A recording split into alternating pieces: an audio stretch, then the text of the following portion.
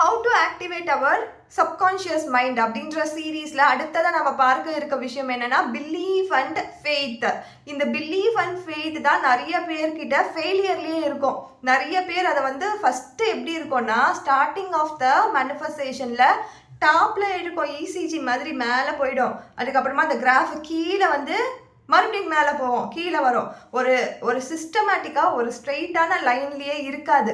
ஏன் அப்படி நடக்குதுன்னா டே டு டே லைஃப்பில் அவங்க பார்க்குற விஷயங்கள் அவங்க மைண்டில் போய் ஃபிக்ஸ் ஆகிட்டு இருக்க ஆல்ரெடி இருக்க பிலீஃபு, அவங்கக்கிட்ட ஆல்ரெடி இருக்க ஃபெய்த்து, இது எல்லாமே தான் அந்த கிராஃபை உருவாக்குது. ஸோ அவங்க நினச்சிப்பாங்க, ஓகே இதோட முடிஞ்சிருச்சு போல். ஒரு சின்ன நெகட்டிவான விஷயம் நடந்தால் போதும், ஓகே அவ்வளோதான் முடிஞ்சிருச்சு, இதுக்கு மேலே நம்ம ட்ரை பண்ண தேவையே கிடையாது, இதுக்கப்புறமா நம்ம எதற்கு இதெல்லாம் ட்ரை பண்ணிகிட்டு இருக்கணும், விட்டுடலாம் அப்படின்னு சொல்லி அந்த அந்த கிராஃபே வளரவும் விட மாட்டாங்க, கீழேயும் போகாது, அப்படியே ஃப்ளாட் ஆகிடும், அவ்வளோதான் போச்சு. ஸோ ஒரு இசிஜி மாதிரி தான்.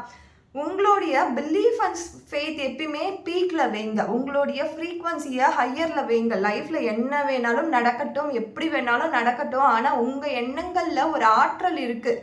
அந்த எண்ணங்களை நான் ஆக்டிவேட் பண்ணிட்டு இருக்கேன். ஸோ நான் வந்து யூனிவர்ஸை 100% பிலீவ் பண்ணுறேன், இது என் வாழ்க்கையில் கட்டாயம் நடக்கும். இப்போ நான் ஒரு வேலைக்காக மேனிஃபெஸ்டேஷன் பண்ணிகிட்ருக்கேன், 100 இன்டர்வியூ அட்டன் பண்ணியாச்சு, ஆனாலும் எனக்கு பிளேஸ்மெண்ட் கிடைக்கல. அப்போ கூட உங்கள் அடுத்த 101வது இருக்க இன்டர்வியூவில் உங்களுடைய நம்பிக்கையை வைங்க, கட்டாயம் அந்த இடத்துல உங்களுக்கு வேலை கிடைக்கும். நம்மளுடைய பிலீஃப் சிஸ்டம் இப்படி தான் நம்மளுக்கு வந்து வழிகாட்டும், இப்படி தான் நம்மளை சோதனை பண்ணோம் நம்ம நம்பும் போது. ஆனால் இதெல்லாம் கடந்து வரும்பொழுது தான் நல்ல ரிசல்ட் கிடைக்கும். நீங்கள் அந்த 100வது வேலைக்கு கூட போயிருக்கலாம், ஆனால் அங்கே 3 மாதம் தான் நீங்கள் தங்கியிருப்பீங்க. 3 மாதத்துக்கு அப்புறமா என்ன ஆயிருக்குன்னா அந்த வேலையை விட்டு நீங்கள் வந்துட்டுருப்பீங்க.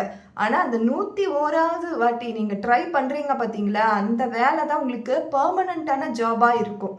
பர்மனண்ட்டான ஒரு சேலரி அங்கேருந்து தான் உங்களுக்கு வரப்போகுது. அதுக்கு தான் யூனிவர்ஸ் வந்து இந்த 100 டைம் உங்களை ஸ்ட்ரைக் பண்ணியிருக்கு, நீ கிடையாது நீ கிடையாது நீ கிடையாதுன்ட்டு. ஸோ அந்த பிலீஃபை எல்லாத்துலேயும் கொண்டு வாங்க, வேலைக்கு மட்டும் கிடையாது.